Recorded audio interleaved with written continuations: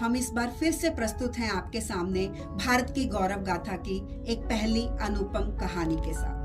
सांसद महोदय ने राणा सांगा को गद्दार कहा था और आज मैं आपको जो कहानी सुनाने जा रही हूँ उसके माध्यम से आपको समझ आएगा कि गद्दारी इस देश की मिट्टी में है ही नहीं। राजाओं की बात छोड़ दीजिए, इस देश का आम व्यक्ति भी वफादारी को अपना धर्म समझता है। तो ये कहानी है जोधपुर के पास एक छोटी सी ढाणी में निवास करने वाली किसान खेत सिंह की।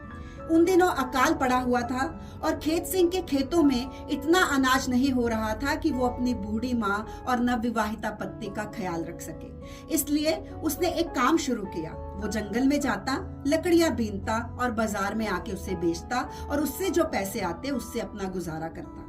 एक दिन जंगल में लकड़ियां बीनते बीनते रात हो गई। वो जोधपुर पहुंचा तो सिवाय रात रुकने के उसके पास कोई चारा नहीं था, क्योंकि उन दिनों इतने साधन नहीं होते थे कि वो वापस अपने घर पहुंच चुके। जोधपुर में ही ठाकुर सुल्तान सिंह जी की एक हवेली थी, जिसमें आने जाने वाले राहगीरों को रास्ते के लिए, विश्राम करने के लिए भोजन और बाकी सारी सहूलतें दी जाती थी। तो वो ठाकुर सुल्तान सिंह की हवेली में जाता है। उसके पास कुछ खुद की घर की बनी रोटी होती है, लेकिन वो रसोड़े में से जाके दाल लेता है, भोजन करता है और सो जाता है। अगले दिन जब वो सुबह उठता है तो पूरी हवेली में भगदड़ मची हुई है। सब कह रहे हैं कि सबको ठाकुर सुल्तान सिंह जी ने बुलाया है। खेत सिंह भी वहां पहुंचते हैं तो ठाकुर सुल्तान सिंह बोलते हैं कि किसी ने उनके विरुद्ध दरबार के कान भर दिए हैं, इसलिए दरबार उनको खत्म करने पर आमादा है। सारी जो फौजें हैं वो जोधपुर की इस हवेली की तरफ प्रस्थान कर चुकी हैं और जोधपुर के किले की सारी तोपों के मुंह हवेली की ओर कर दिए गए हैं। इसलिए यहाँ पे रहेंगे या तो विजय मिलेगी या वीर गति मिलेगी। इसलिए आप में से जो लोग रुकना चाहे वो रुक सकते हैं और आप में से जो लोग जाना चाहे वो जा सकते हैं। वो फटे हाल कपड़े वाला खेत सिंह ठाकुर साहब को बोलता है कि मैं यहाँ रहूंगा और आपका साथ दूंगा।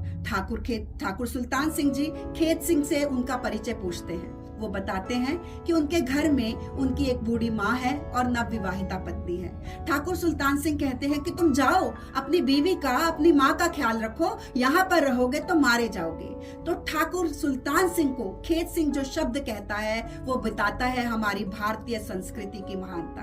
खेत सिंह कहते हैं कि मुझे पता है कि अगर मैं यहाँ रहूंगा तो शायद मारा जाऊंगा, लेकिन कल रात मैंने आपका नमक खाया है और वफादारी का अगर कर्ज चुकाए बिना मैं इस यहाँ से बचकर जिंदा भी चला गया तो मेरा धर्म और मेरा समाज मुझे कभी स्वीकार नहीं करेगा। मैं यहाँ लड़ते लड़ते अगर मर भी जाऊंगा तो वो मेरे लिए सम्मान की बात होगी। और रही बात मेरी माँ और मेरी पत्नी की, तो जब मैं अपना कर्तव्य निभाऊंगा तो भगवान भी उनके लिए अपना कर्तव्य निभाएंगे और उनका ख्याल रखेंगे। और उसके बाद जो हुआ वो इतिहास है। खेत सिंह लड़ते लड़ते इतनी बहादुरी से लड़े कि उन्होंने अकेले ही 40-50 सैनिकों को मौत की घाट उतार दिया।